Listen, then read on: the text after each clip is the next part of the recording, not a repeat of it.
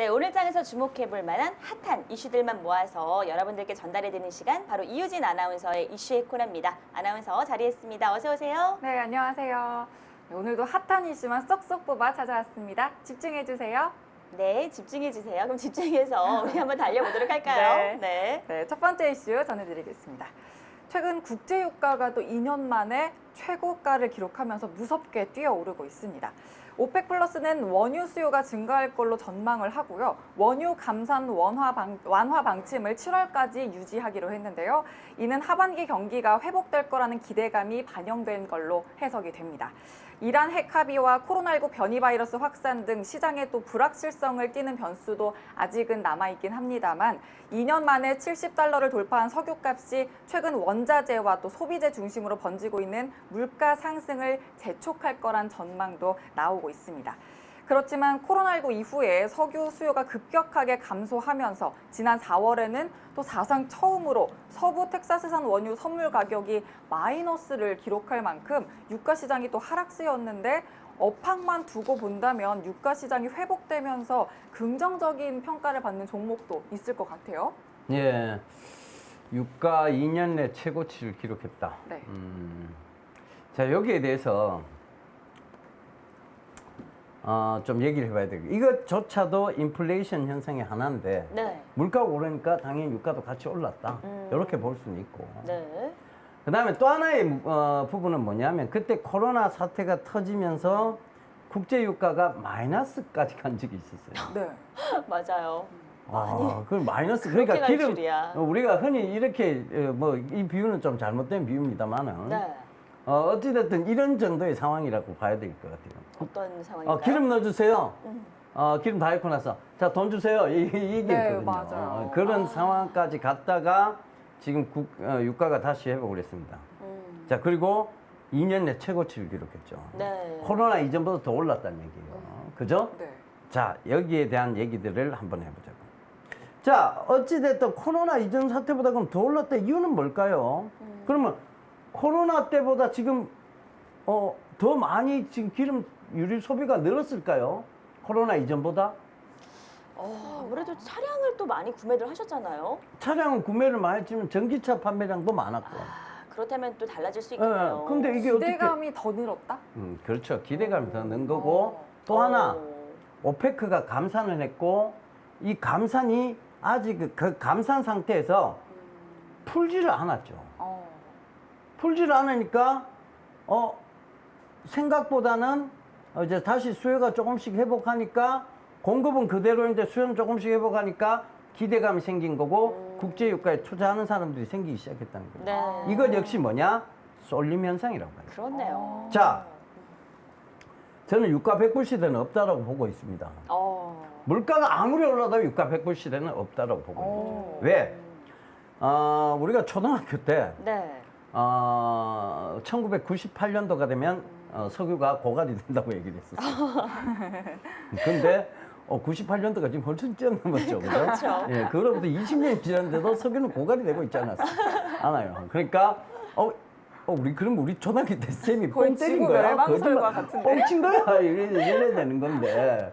그죠? 네. 근데 그 뻥이 아니고 네. 그때는 석유 시추 방식이요. 이렇게 쿵쿵쿵쿵 이렇게 시추 그 봉이 쿵쿵쿵쿵 찍습니다. 그 해저를 쿵쿵 찍든가 아니면 땅을 쿵쿵 찍든가 찍어갖고 계속 땅속으로 파고 들어가죠. 네. 그래서 고기 있는 기름만 싹 긁어갖고 올렸어요. 지금은 쿵쿵쿵쿵 이렇게 세로로 들어가서 가로로 긁어냅니다. 그러니까 훨씬 더 많은 매장량을 추출할 수 있겠죠. 그렇겠네요. 그리고 단가도 싸졌을 거고. 맞아요. 그죠? 그러니까 이게 모자라기 시작하니까 기술이 또 발달하면서 셰일층에 있는 석유까지 긁어내기 시작했어요. 이게 뭐냐? 셰일유. 그죠? 그러니까 셰일유는 이 생산 원가가 그러니까 이제 이렇게 해서 셰일유까지 긁어내가 이제 우리가 조금 더 들어가겠죠. 일반적으로 뭐 중동에 쿵 찍으면 기름이네 훅 이거보다는 훨씬 더 들어가겠죠. 그렇죠. 이게 거의 원가가 40불대 후반이에요. 그럼 지금 70불이면 이 셰일유 매력이 있어요 없어요? 매력이 있죠. 그렇죠. 그럼 셰일류가 또 나오기 시작하면 그 유가는 또 떨어지겠죠. 그 이게 어느 정도 균형을 맞추는 거예요. 근데 이렇게 오페크가 지금 이렇게 국제유가가 싹 올라가는 거 보니까 싹 감추고 있는 이유는 이게 투기 세력이 같이 등장한 거죠. 그렇네요. 그렇게 봐야 돼요. 결국에는 세력의 등장. 그만큼 이게 쿵쿵 찌게 기술력이 좋아졌는데 맞아요. 이게 어떻게 100불 시대가 옵니까? 또 하나 이 화학연료에서 바이오연료로 바뀌었는데 맞아요. 그 전기차로 바뀌고 뭐 에너지가 그런 방향으로 다 흘러가고 있는데 이게 어떻게 국제유가 100불 시대가 오냐고요. 잘못된 의견이라니까. 네. 아니란 얘기입니다. 아시겠죠? 그러니까 지금 저는 오히려 네. 어느 정도 이 투기 세력이 잠잠해지면 저는 유가 배팅에서 하방 쪽으로 배팅할 거예요. 차라리 네. 유가 선물 시장에서 선물 매도 방향으로 네. 저는 잡을 거예요. 어. 그러면 돈을 벌 수 있을 거예요. 그렇네요. 네, 그 오히려 관점으로 보시면 하반으로. 좋을 거예요. 네. 그러니까 인플레가 인플레 현상이 약간 오는 건 맞아요. 그렇지만 사실은 이 중앙은행이 있는 쪽은 재정을 갖다가 긴축 완화가 되거든요. 그렇잖아요. 지금 그렇다고 해서 테이퍼링 들어갈 만큼 위험한 수준도 아니고 이게 그렇죠. 지금 그리고 코로나 사태가 이렇게 장기화됐기 때문에 테이퍼링 하기도 애매모호해요. 네. 그러니까 제가 애매모호하다고 말씀드렸잖아요. 맞아요. 그 네. 관점에서 보면 돼요. 어. 그러니까 그냥 인플레 현상 그리고 투기 세력들의 쏠림 현상이 있어서 나타난 일시적 현상일 뿐이지 네. 이것이 국제 유가의 상승 추세가 계속 이어진다라고 보기는 어렵다. 이렇게 딱 결론을 내드립니다. 네, 좋습니다. 네. 아주 명확하게 결론을 지어주셨어요. 어쨌든 뭐 유가 100불 시대 사실상은 불가능하다. 근데 그래서- 이것도 좀 웃기는 얘기예요, 네. 사실은. 음. 유가가 이렇게 올라가는데 항공주가 왜 올라가냐고요. 그렇죠. 근데 참 이것도 웃기네. 이게 같이 올라간다는 게 웃기잖아요. 원래 유가 올라가면 항공주는 떨어지게 돼 있습니다. 예. 그만큼 항공유가 비싸지는 거니까. 맞아요. 그 우리가 뭐 비행기 두 분 다 잘 타보셔서 알겠지만 유가 되게 비쌀 때는 유류 할증료 하는 걸 내요. 유류 할증료. 할증료. 예, 그걸 낸다고요. 지금은 그것도 안 내잖아요. 뭐. 그렇죠. 그렇게 지금 국제유가가 비싸졌는데 우리는 비행기 이게 항공주도 같이 올라간다? 항공주가 같이 뭐지 이게 되는 지금. 그죠? 그렇죠. 그러니까 그만큼 지금은 그냥 쏠림 현상들이 많이 나타났다. 네. 이렇게 보시면 좋을 것 같아요. 네, 좋습니다. 이 쏠림 현상 말 그대로 저희가 또 주의를 해야 되는 부분이기도 하니까요. 참고하시면 좋을 것 같고요. 바로 두 번째 이슈 살펴보도록 하죠. 세계 첫 알츠하이머 치료제인 아두카누맙의 미국 FDA 승인 여부가 현지 시각으로 7일에 결정이 됩니다. 개발사인 바이오젠은 2026년 매출 전망치로 5조 3천억 원을 제시했는데요. 그런 만큼 아두카누맙이 최소 조건부 승인이라도 받게 되면 국내 바이오 기업에도 훈풍이 불 걸로 기대가 됩니다. 먼저 세계 알츠하이머 환자 규모가 약 5천만 명이나 되기 때문에 아두카누맙이 품목 허가를 받을 시에 위탁 생산을 할 기업이 당연히 또 필요할 걸로 보이고요. 국내 제약사 중에는 바이오젠과 합작사인 삼성 바이오에피스를 설립한 삼성 바이오로직스가 지속적인 협력 관계를 구축해왔기 때문에 수혜 기업으로 꼽히고 있습니다. 뿐만 아니라 치매 치료제의 표본이 되면서 국내 치료제 시장 역시 산업 전반적으로 성장할 가능성 또한 기대해볼 부분입니다.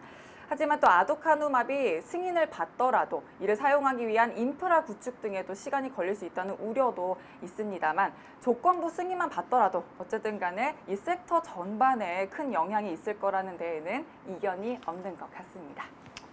예. 바이오사 얘기하려고 딱 보고 있는데 갑자기 나온 CQ가 지금 18%가 이 보안 관련주들 진짜 무섭게 올라오네요. 그죠? 그러니까요. 예. 최근에 보안 관련 진짜. 주문 계속해서 강조해 주셨는데 이렇게 언급해 주실 때는 슈퍼 똥손. 잠잠했거든요. 예, 그 근데 김연아 얘기까지 다 해놓고 보안 관련주를 안 쌌네. 왜 그랬을까? 왜 그랬을까? 아니야. 시청자분들이 보고 수익 보셨으면 그럼요. 기쁩니다. 과연 그럴까 정말? 예. 그래서 수십 번도. 예, 네. 얘기. 자, 치매 치료제 얘기로 넘어갑시다. 괴로워요. 빨리 넘어가야 돼. 네. 치매 치료제. 치매. 우리가 이제 뭐 흔히 알츠하이머라고 하고, 치매는 굉장히 가족을 피폐하게 만듭니다. 사실 치매는 네. 이게 굉장히 가족들도 겁이 나지만 실제로 그런 사례도 있었어요. 그 시골 의사 그분 책에 보면 네. 치매 할머니가 손자를 솥에 끓인 사연도 있었어요. 어머 어머. 그러니까 이제 이게 누워 있는 손자를 세상에. 솥에 넣어서 끓여갖고 손자가 죽은 사례도 있어요. 어떡해요. 굉장히 그렇죠. 가슴 아프죠. 네. 근데 너무너무 그게 그분의 잘못이라고 보기도 어렵죠. 어렵죠. 그렇죠. 결국은 치매라는 병이 가져온 비극입니다. 그렇습니다. 그죠? 그럼 이 치매가 왜 생기냐에 대한 부분이에요. 치매가 늙어가잖아요. 네. 우리가 뭐 치매에 대해서 정확히 병명을 지금 사이언스지에서도 이게 베타아밀로이드가 진짜 이게 원인일까라고 사이언스지도 의심하고 있어요. 정확한 어떤 근데 정확한 원인이 원인 있는 거예요? 자체는 사실 아직까지. 그냥 이럴 것이다라고 본 게 베타아밀로이드예요. 아, 이 단백질 독성 물질. 이 단백질 독성 물질이 이렇게 우리가 뇌에는 이 수많은 주름들이 있거든요. 네, 그렇죠. 우리가 흔히 그런 얘기해 주름이 많을수록 천재다라는 얘기 하잖아요. 그죠? 맞아요.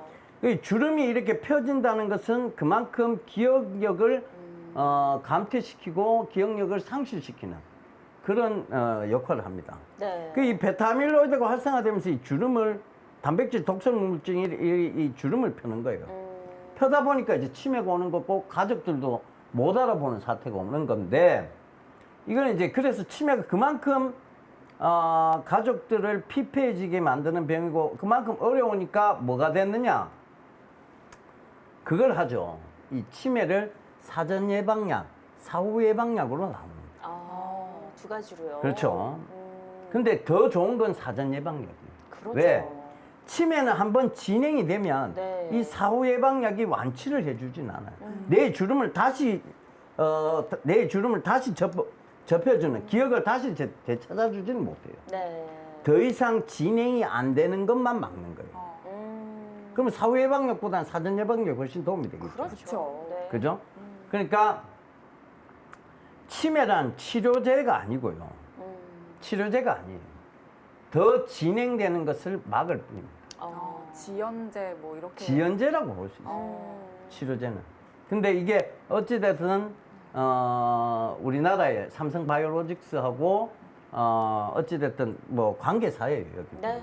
예, 관계사니까 분명히 그 부분에 대해서는 이익이 있을 수밖에 없겠죠. 삼성바이오 입장에서는. 그렇죠. 근데 네. 저는 뭐 앞으로는 더욱더 이 부분이 연구 개발되어져야 되겠지만 사실 치매약은 굉장히 비쌉니다. 그럴 것 같아요. 비싸요. 네. 비싼데 이걸 쓰기 즉 베타아밀로이드가 이렇게 단백질 독성 물질이 뭉치기 전에 이거를 아예 뭉치지 못하도록 하는 게 사전 예방약이에요. 그러니까 이게 뭉쳤는 걸 풀어주는 게 사후약인데 네. 아예 뭉치지 못하게 뭐 막아주는 즉 프리벤트하는 역할을 하는 이 사전 예방약은 더 비싸요. 확실히. 그럼 더 이걸 중요하다 언제 써야 보니까. 되느냐에 대해 이 비싼 약을 언제 써요? 아 우리 엄마가 치매 걸릴 것 같아. 지금 쓰기 시작해야지. 이렇게 하기에는 너무 비싸거든요. 그러니까 치매의 전조 증상을 알아요. 치매의 전조 증상. 안티디멘시아라고 이제 우리가 보자고요. 안티디멘시아의 전조 증상은 뭐냐? 네. 걸음걸이의 속도가 현저하게 늦어집니다. 그리고 걸음걸이의 방향성이 일정하지 않아요. 그래서 제가 웰바이오텍에 건의했던 웰바이오텍이 그 기능성 신발을 만들었잖아요. 거기 건의했던 게 뭐냐? 치매 예방 신발, 즉 바이오 디바이스 디바이스하고 연동되는 바이오 기업으로서의 신발에다가 칩을 심어서 이게 걸음걸이의 속도나 걸음걸이의 방향성이 일정치 않을 때 위험 신호를 알려주는 이 스마트 앱과 연동되면 좋네요. 그 신발이 연동되면 네. 자 그렇게 되면 예를 들어 그게 이제 그때부터는 이게 위험 신호니까 그때부터는 치매 예방 약을 쓸 수 있어요. 사전 예방약을 쓸 수 있을 거 아니에요. 그렇죠. 베타밀로이드를 못 뭉치게 하는. 그게 국가적으로 훨씬 도움이 될 거 아니냐. 맞아요. 이렇게 건의를 했으나 지금 뭐 어찌됐든 웰바이오텍이 거기에 대해서 지금 고심하고 연구 중에 있는 걸로 알고 있습니다. 너무 그러니까 좋네요. 이게 웰바이오텍이 옛날에 왜 마사이 신발 이거 만들던 회사였어요. 아, 정말요? 네. 아, 마사이 그래요? 신발 네, 마사이 알아요. 신발, 네네. 기능성 저도 신발 알아요. 알죠? 오. 네. 예, 밑이 둥그러. 네네. 그렇군요. 그거 신으면 잘못하면 넘어진다는. 재밌는 신발. 처음 하는 사실이네요. 그러니까 그런 부분들이 있어요. 그러니까 이런 부분들을 잘 참고해 보신다면 뭐 이런 것들이 나오면 또 하나의 혁신이 될 수 있으니까. 그렇죠. 그죠? 그런 네. 부분도 잘 참고해 보시면 좋을 것 같아요. 예. 네, 아주 뭐 혁신적인 이야기들 뭐 해주셨습니다. 저희 바로 세 번째 이슈 살펴보도록 하죠. 네, 최근 뉴욕 시장에서 밈 주식 투자 열풍이 또다시 불거지면서 미국 대형 온라인 커뮤니티인 월스트리트 배치를 넘어서 유튜브와 트위터를 타고요. 우리나라 2030 투자자의 집중 매수세까지 가세된 걸로 알려졌습니다. 이 밈 주식의 두드러진 공통점이 공매도가 집중된 소형주라는 점에서 밈 주식에 투자하는 개인 투자자들의 집중 매수에 의해서 예상 외로 또 주가가 급등할 상황이 생기게 되고 공매도 투자자들은 대량 손실을 볼 수도 있는 가능성이 불거진다는 점입니다. 미국 최대 극장체인 AMC와 게임스톱 등 변동성이 높은 주식을 집중적으로 담고 있는 걸로 나타났는데요. AMC의 경우에는 지난 1일에 헤지펀드 머트리 캐피털이 AMC 보통주 850만 주를 매입했다고 발표한 후에 주가 과열을 이유로 당일 전량을 매도했다는 소식을 전했음에도 불구하고요.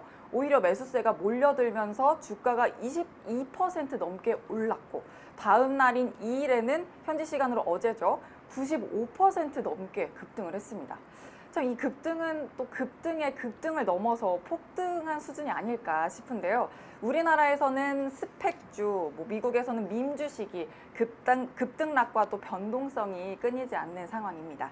이렇게 갈 길을 잃은 자본들이 길을 헤매고 있는 게 아닌가 싶은데 이런 현상 어떻게 보시나요? 그 제가 계속 얘기했던 이 쏠림, 맞아요. 네, 맞아요. 밈, 이 똑같은 얘기예요. 네. 밈이 뭐야? 이렇게 얘기하신 시청자분들 그러니까. 계실 것 같아서 밈에 대해서 잠깐 좀 짧게 얘기를 드리면 이 영국의 생물학자 이 사람이 리처드 도킨스라는 분인데 네. 이 사람이 지은 책 중에 이기적 유전자라는 책이 네, 있어요. 맞습니다. 예, 그 오. 이기적 유전자에서 나온 얘기예요. 네. 아, 그러니까 이게 그래요? 복제의 개념인데 자, 음. 우리 요새 광고 나오잖아요. 너만 알고 있어. 이거 그 광고 나오죠, 그죠? 그분이 그 유명한 영화 배우인데, 누구시죠? 누구시죠? 그분 왜 그 38 사기동대에도 나왔고. 마동석. 아니요, 마동석 아니고 그분이 이거지?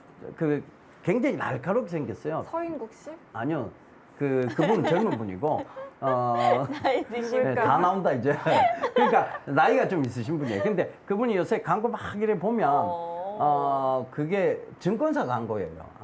증권사 광고예요. 너만 알고 있어 이런데 투자는 그런 데 투자하는 게 아니라고. 아. 네, 그러니까 소문에 투자하는 게 아니라고 막 이제 그런 얘기를 하면서 하는데 이 밈의 개념이 이거예요. 너만 알고 있어. 이 사람이 또 너만 알고 있어, 너만 알고 있어, 너만 알고 있어가 다 쫙 알고 퍼지는 있죠, 거죠. 결국. 이게 복제 형식으로 쫙 퍼지면서 어떤 몰림 현상이 생기는 거예요. 이제 이해가 되시죠, 네, 확실하게. 맞습니다. 그러니까 몰림 현상이 확 생기는 거예요. 너만 야, 이렇다더라. 너만 알고 있어. 근데 이거 10배가인데 다른 이유는 안 나와요. 10배가인데 너만 알고 있으래. 이래가 민주식이 생기는 건데 네. 이게 그리스어로 모방이 미매예요. 그 이거를 따갖고 밈으로 이제 된 거예요. 그러니까 이게 모방이에요, 모방. 그러니까 너만 알고 있어, 너만 알고 있어. 이렇게 쫙 해가 퍼져갖고 퍼진 주식. 그렇게 해서 몰려갖고 올라간 즉 쏠림 현상이 일어난 주식. 야, 스펙주가 막 계속 간대. 맞아요. 계속 갈 수가 없잖아요. 계속 간대. 그럼 몰리고. 또 이 사람이 복제가 또 다른 사람이 그래? 나도 사고. 그래? 나도 사고. 그래 쫙쫙쫙쫙 몰려갖고 이제 쏠림 현상. 야, 비트코인 계속 간대. 착착착 몰려 올라가. 맞아. 이 쏠림 현상을 만든 게 밈 현상.